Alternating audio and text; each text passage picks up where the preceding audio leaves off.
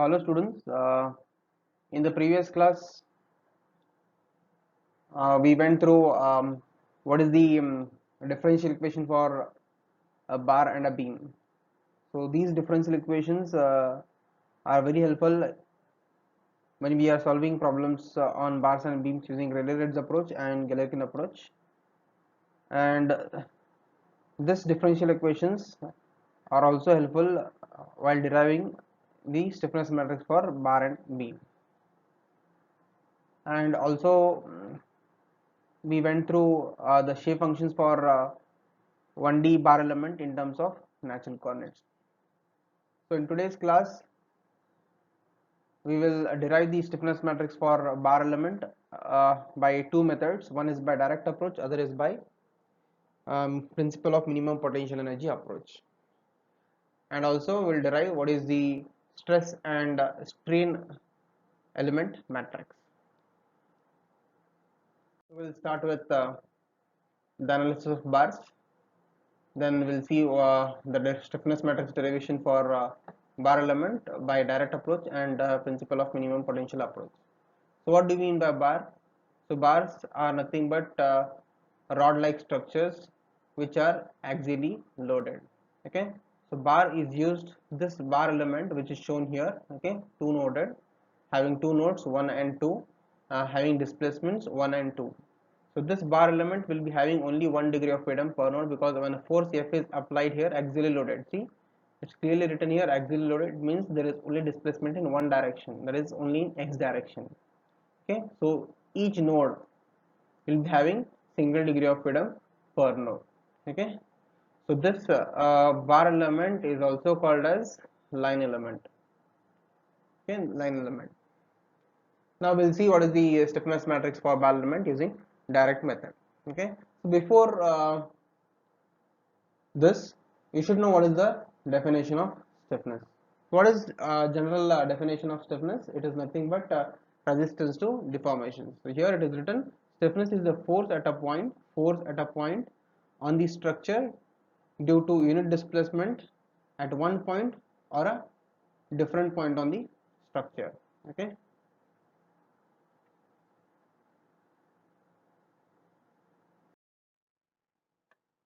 Now we'll proceed with the stiffness matrix derivation using direct approach. So in this method, direct physical reasoning is used to establish element properties. Okay. Here basic techniques of structure analysis is used. This method is used for one dimension or line elements. So here basic structure analysis technique is used in order to derive the stiffness matrix for 1D bar element. So this is the bar which is given to you, okay, having a cross sectional area A, then Young's modulus E, and a length of L, okay, and a force F is applied here. So as per FEM, we are dividing this bar into single element having two nodes 1 and 2, okay, and this U1 and U2 are the displacements of node 1 and node 2, F1 and F2 are the forces. So we consider a bar which is represented by a linear element. So this is the linear element as shown. It has two nodes and has a field variable U. So this is the field variable U, and that field variable U1 at first node and U2 at second node. Okay, and the forces are F1 and F2 at node 1 and node 2 respectively. The bar has a Young's modulus of E and a cross section area of E. Now we'll proceed to the next slide.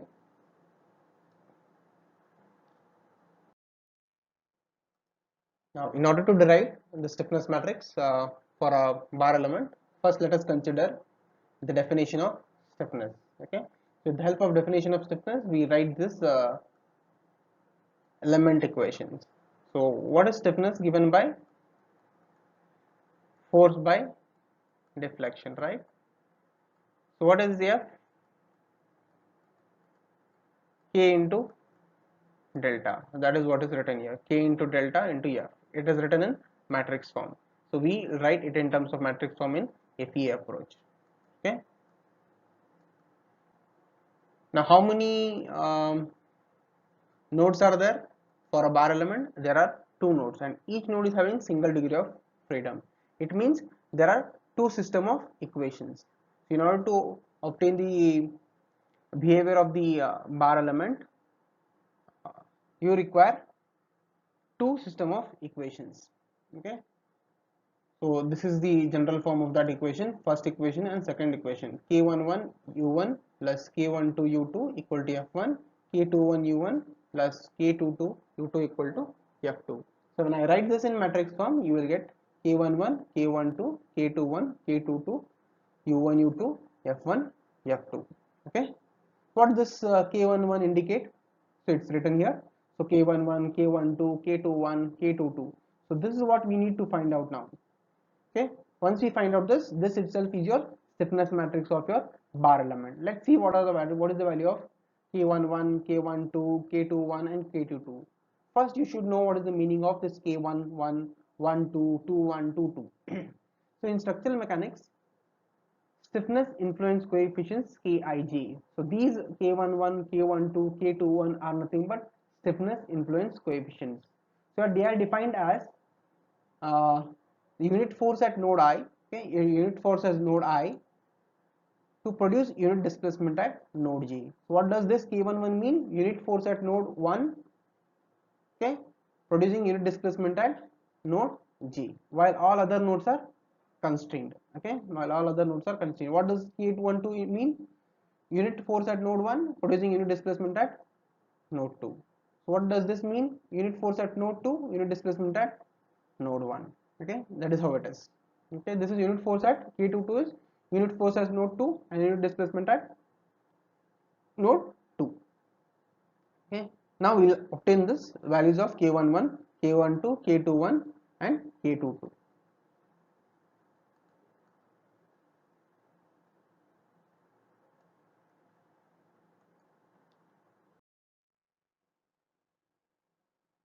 Now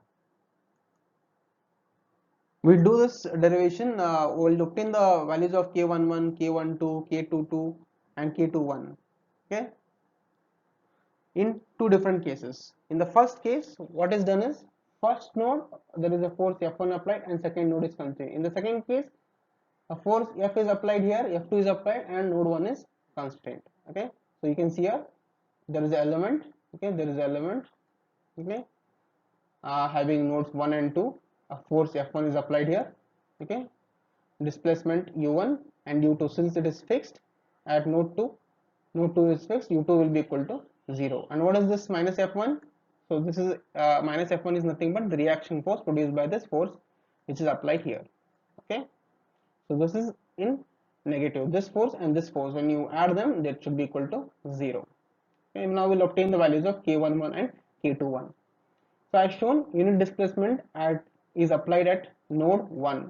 So unit displacement, this is unit displacement which is applied at node 1, and node 2 is induced, is restrained, node 2 is restrained, it is constrained to induce a force of K11. Okay, so K11, when you apply a force F1, it will produce a force of K11. Okay, now for displacement at node 1, so that is for the first case, displacement at node 1. So at node 1, what is u1? So we'll apply your general deflection formula, that is PL upon AE, PL upon AE. So what is the deflection change in length at node 1? It is u1. So what is P? It is f1. Okay, and this length of the element A and Young's modulus. Okay, we'll rearrange this and we'll write it as f1 u1 equal to AE upon LE. What does this f1 upon u1 indicate? Unit force at node 1 producing unit displacement at node 1, that is nothing but K11. This is how you obtain K11. In the similar fashion, we'll obtain K21. So next at node 2, so in order to find out K21, so what is the displacement u1? You can see here there is a force F1 on node 2. Because of this force F1, reaction force F1, what is the displacement at node 1? So again F1 upon LE upon F1 LE upon AE. So since F1 is in opposite direction, so compressive force is acting on this node, so it will be minus F1. Okay, so what does this indicate? So this is nothing but F1 upon U1 equal to minus AE upon LE, minus AE upon LE. What does this indicate? Force at node 2. Okay, the force at node 2 producing unit displacement at node 1. Okay, this is with respect to node 1. Okay, displacement at node 1. Now similarly at node 2, unit displacement is applied at node 2, and node 1 is restrained to induce a force of K22. Let me draw the figure for that. So I'll write here. Okay, so this is your element node 1, node 2, producing the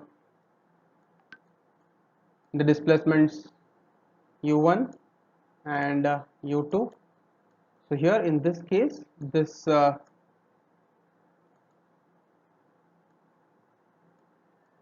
node 1 is fixed. Okay, node 1 is fixed, so u1 will be equal to 0. So you will be having a unit displacement at node 2, and there is a force F2 here. So there is a force F2 and reactive force minus F2. Okay, reactive force minus F2, reaction force. So similar to the one which where we obtained for the first case, this is for second case. So let us first obtain K22. So in order to obtain K22, so what does K22 mean? So it is F2 upon U2. Okay, F2 upon U2. What does this mean? It means force at node 2 producing unit displacement at node 2. Okay, that is nothing but K22. Similarly, for the second case, for at node 1, this is at node 2. At node 1, so we have a force F2, okay, which is in opposite directions, so minus F2. Okay, what is the displacement at node 2? Node 1, U2 equal to minus F2 LE upon AE. So if I rearrange this, you will get F2 upon U2 equal to minus AE upon LE. So what does this mean? Force at node 1, this is a force at node 1, you can see it is at node 1, producing unit displacement at node 2. Okay, unit displacement at node 2. In the first case, unit displacement at node 1, in the second case, unit displacement at node 2. So this is what we get. So K11 as AE upon LE, K21 as minus AE upon LE, K22 as AE upon LE, and this is K12. This is K12, which is minus E upon LE. Okay, you can see here K21 equal to minus E upon LE. Now substitute these all values of K11, K12, K21 and K22 over here. You will get this one. You will get this expression. You will get this expression. Then take E upon LE common. So you will get K as E upon LE 1 minus 1 minus 1 1. So this is your stiffness matrix for bar element, which will be used in order to solve problems on bars. Okay, problems on bars. And this is your element equation which was written earlier, where K is the element stiffness matrix and Q is nodal displacement vector and F is force vector. So this is important. So this is the stiffness matrix for bar element. This is the stiffness matrix for bar element. The same equation we will obtain using minimum potential energy approach. Now we will obtain the same stiffness matrix using minimum principle of minimum potential energy. So again, let us consider a bar fixed at one end, subjected to axial force as shown here at the other end. So this bar is taken as a 1D bar element. So this is your 1D bar element. So having two nodes, each node will be having 1 degree of freedom per node, that is your displacement u1 and u2. Okay, this is nothing but your element number. This is nothing but your element number. We can write it as E1 or, and it is circled in brackets like this, circled, or we can even write it as 1 like this, 1 like this. Okay, So this is your length of the element. Okay, this length and this length both are one and the same, and these are the forces F1 and F2. Okay, what is the first step? So here the first step, we need to write what is the potential energy functional. What is the potential energy functional? What is the potential energy function? Pi equal to strain energy plus work potential. Let me call this as equation 1. So in the previous class, we know that what is the strain energy of a bar, differential equation for bar. So it is half integration 0 to L AE dou upon dou x whole square into dx. This is the strain energy differential equation for strain energy in a bar. What is work potential? These are the forces F1 and F2. So because of force F1 there is a displacement U1, because of force F2 there is a displacement U2. And this, what is the work potential? F1 U1 minus F2 U2, minus F1 U1 minus F2 U2. Why this is minus? Because force, that is work, is done on the system. Okay, if work is done by the system it is plus, if the work is done on the system it is minus. So substitute both these values in equation 1. So this is what you get. So this is what you get: A upon 2 integration 0 to L W upon dou x whole square dx minus F1 U1 minus F2 U2. Let me call this as equation 2. Okay, now we need to find out what is the value of this in terms of U1 and U2. In order to do this, we need to assume a polynomial function. Okay, we need to assume a polynomial function. What is a polynomial function? So since it's a linear element having two nodes and a single degree of per node, so polynomial function u, that is your field variable u, equal to a0 plus a1x. So these are a0 and a1 are nothing but your generalized coordinates. In order to find out the generalized coordinates a0 and a1, we need to apply the boundary conditions. So what are the boundary conditions?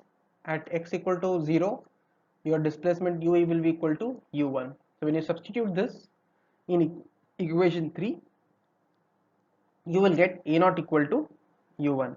Okay, you will get a0 equal to u1. X will be equal to 0, you will get u1 equal to a0 or a0 equal to u1. Okay, now at node 2, that is at x equal to L, u will be equal to u2. When you substitute this in this equation 3, you will get u2 equal to u1 plus, so u2 equal to a0 plus a1 Le. What is a0? a0 is nothing but u1. Simplify this, you will take this on this side, you will get a1 as u2 minus u1 divided by Le. So substitute these values of a0 and a1 in equation 3, you will get this expression. Now what we require? We require w upon dou x. Okay, in the given potential energy function we have this term. We need to find out w upon dou x, but we have u here. Can I differentiate this with respect to x? So we will differentiate this with respect to x, we will get, so this term will be 0. Okay, so here differentiation of x is 1 and this remains as it is. This is what you get. Okay, this is nothing but, this is your strain. Okay, and this is your strain w upon dou x, u2 minus u1 upon Le.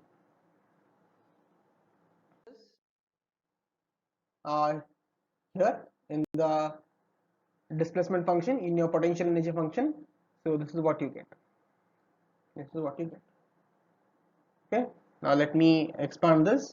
We'll apply a minus b whole square here. If you apply a minus b whole square, you will get here u2 square minus u1 square minus 2 u1 u2. And what does this is? This is integration of the remaining term. This is your constant which is taken outside and it has been factorized. Okay, then we have to integrate the remaining term, and integration 0 to L 1 dx. When you integrate this integration of 0 1 dx, you will get x, and we need to apply the limits 0 to L. 0 to L. When you apply this limit 0 to L, this is what you get. So here one length, one Le and one Le will strike off, and this is your remaining term. So this is your potential energy function, okay, in terms of u1 u2. Now we will minimize this potential energy function with respect to u1 and u2. Okay, we will apply the principle of minimization. So we will differentiate the given potential energy function, that dou pi by dou u1 equal to 0 and dou pi by dou u2 equal to 0.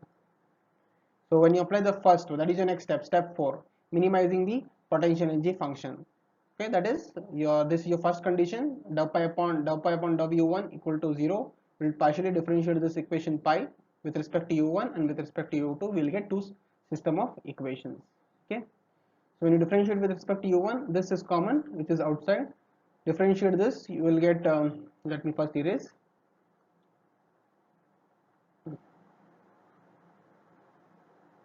First, we'll differentiate with respect to u1. Okay, let me write it here. When you differentiate this with respect to u1, what will you get? AE upon LE as it is. AE upon LE is as it is. Then 2u1. Okay, so this is 0. Then you differentiate this term, you will get minus 2u2, and differentiate this minus f1, and this is 0, and this is equal to 0. If you take this on the other side, this is what you get. AE upon LE, 2u1 minus 2u2 equal to f1. That is your first equation. Okay, that is your first equation. Okay, that is your first equation. Now, what is the second equation? When you differentiate with respect to u2, when you differentiate this with respect to u2, you will get this A upon LE is as it is. Again, A upon LE is as it is. Then this is 0. This is 2 times of u2 minus 2 times of u1. Okay, this is 0. Differentiating with respect to u2, this will be 0. This will be 0 minus f2 equal to 0. If you take the f2 on the other side, this is what you get. E upon LE 2 u2 minus 2 u1 equal to f2. These are your two system of equations. Two system of equations.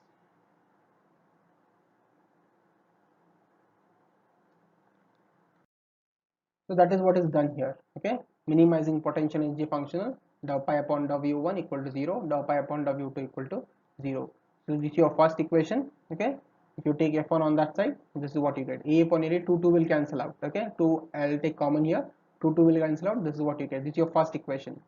And similarly with respect to dou pi upon dou u2, A upon 2 LE, 2 u2 minus 2 u1 minus f2 equal to 0. Simplify, you will get A upon LE u2 minus u1 equal to f2. This, let me call this as equation 4, and this is equation 5. Okay, now we need to write this. Next step is we need to write this equation 4, equation 4 and equation 5 in terms of matrix form. In matrix form, when you write it in matrix form, so what is the common term there? So A upon LE is the common term, and with respect to the first one, here let me write with respect to u1, here let me write it with respect to u2. What is the coefficient of u1 here? It is 1. What is the coefficient of u2? It is minus 1 with respect to first equation. Okay, and here your displacement vector u1 u2, which will be equal to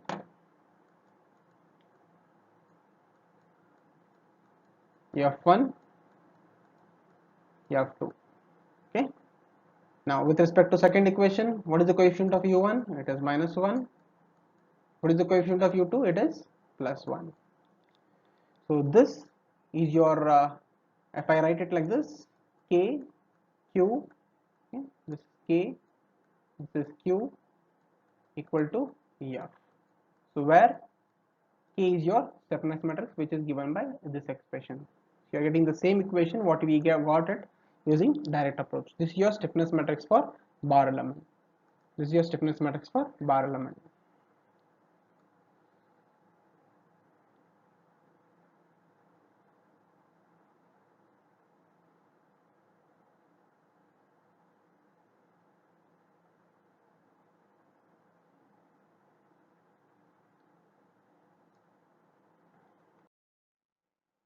As you can see here, that is what is written here. Both the equations, equation 4 and 5, are written in matrix form. A upon L 1 minus 1 minus 1 1. Okay, u1 u2 f1 f2, where k is, this is your stiffness matrix k and this is your displacement vector. You can write this as u, or you can write it as q also. Okay, q also. So your stiffness matrix A upon AB minus 1 minus 1 minus 1 1, and this is your nodal displacement vector, and this is your force vector.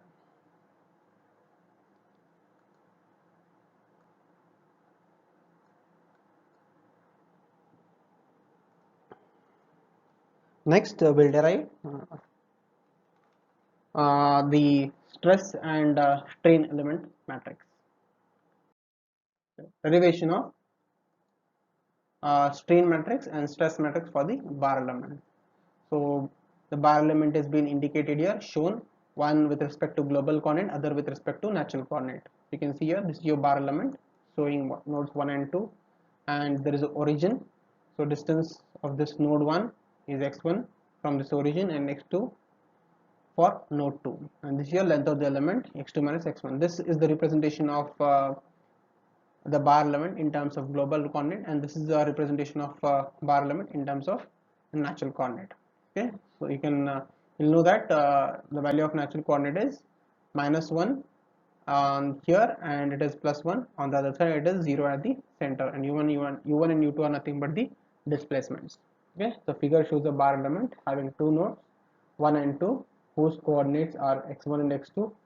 These are the coordinates x1 and x2 in global coordinates, and in natural coordinate position of the nodes are z equal to minus 1 and z equal to plus 1.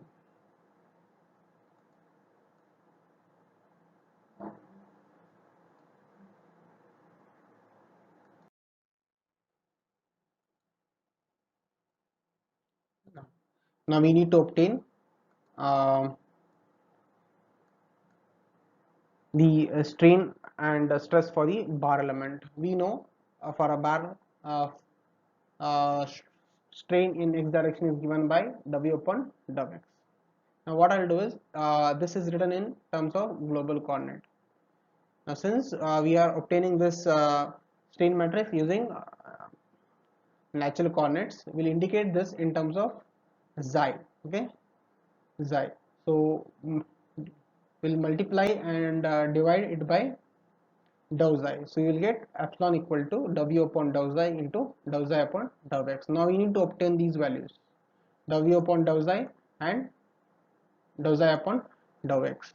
So dou xi upon dou x is nothing but, we'll obtain this from the relationship between global coordinate and natural coordinate, which we have done it in the previous class, and this will obtain it by using your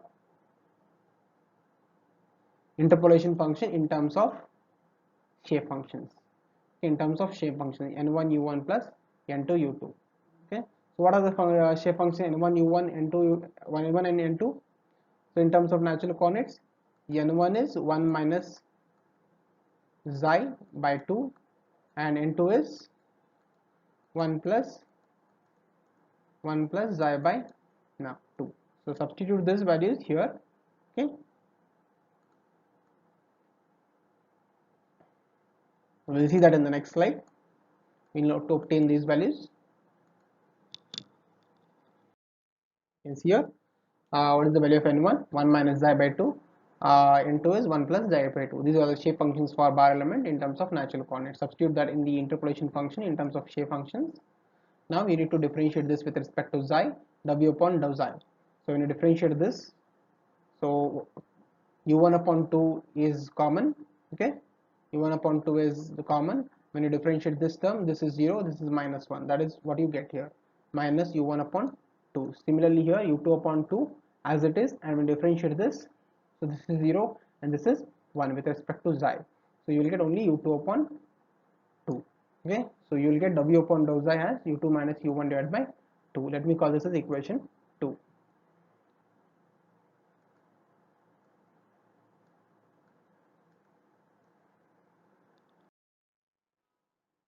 Now you got w upon dou xi, and we should know what is dou xi upon dou x. Okay, so from the relationship between global and natural coordinate, we know that xi equal to 2 2 into x minus x1 divided by x2 minus x1 minus 1. So when you differentiate this with respect to a, this is what you obtain. Dou xi upon dou x equal to 2 upon le. We have even seen this in the previous class. Okay, substitute both dou xi upon dou x, and from the previous slide, w upon dou xi in the strain equation, which is this one, w upon dou xi into dou xi upon dou x. So substitute those two values over here. So you will get xi epsilon equal to u2 minus u1 divided by le. u2 minus u1 divided by le.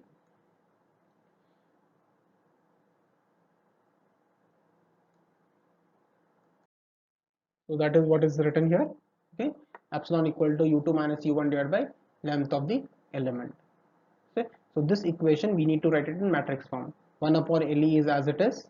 Okay, and this first we'll write the coefficient of u1, that is minus 1, then coefficient of u2 plus 1, and here your displacement matrix, displacement vector u1 and u2. So when you multiply this row into column, you will get this term, okay, u2 minus u1. Okay, now this is your strain matrix. This is your strain matrix. In order to obtain a strain in each element, okay, strain in each element, we need to use this equation. Okay, in short, this equation is written as epsilon equal to b into q. So this is your q, okay, your displacement vector, this is your q, and this is your strain displacement matrix, which is given by 1 upon le minus 1 1. Okay, minus 1 1. This is your strain. Now in order to obtain the stress, so applying your general Hooke's law, sigma equal to E into epsilon, so sigma equal to E into B into Q. Okay, if you just multiply E to this, you will get what is stress for the bar element. So this is your stress and strain for the bar element. And this is your stress and strain for the bar element. So this is your strain, okay, and this is your stress. Okay, and what is B? B is nothing but 1 upon le minus 1 1. Okay, so this completes your derivations. So stiffness matrix derivation for 1D bar element in terms of so by using direct approach and by using principle of minimum potential energy, and your derivation for stress and strain matrix for bar element. Thank you.